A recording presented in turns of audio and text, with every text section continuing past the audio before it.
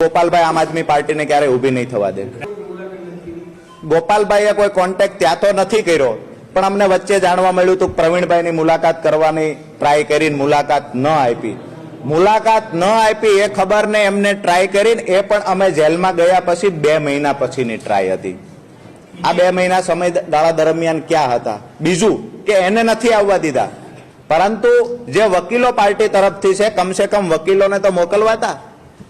એનાથી આગળ વાત કરીએ, અમારા કેસમાં શું ચાલી રહ્યું છે પરિવારને પૂછવાની ટ્રાય નથી થઈ। પરિવારે જ્યારે ફોન કર્યા છે તો એના માટે પણ જે વ્યવહાર ન કરી શકાય એવો બિહેવિયર થતા હોય છે।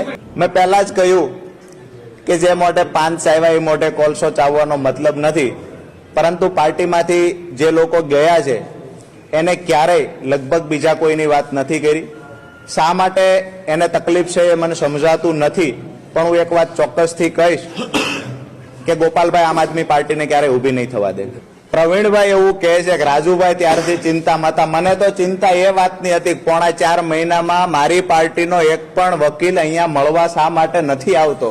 મને ચિંતા એ વાતની હતી કે મારા ફાધર જ્યારે પાર્ટીના સંગઠન મહામંત્રીને ફોન કરીને કહે છે કે રાજુભાઈના સમાચાર છે કે તમારે કોઈએ જેલે મળવા જવાનું છે, મારા ફાધરને કહેવામાં આવે મનોજ છોરઠિયા દ્વારા ગોપાલભાઈના કહેવાથી કે રાજુ કરપડા જેલમાં બેઠા બેઠા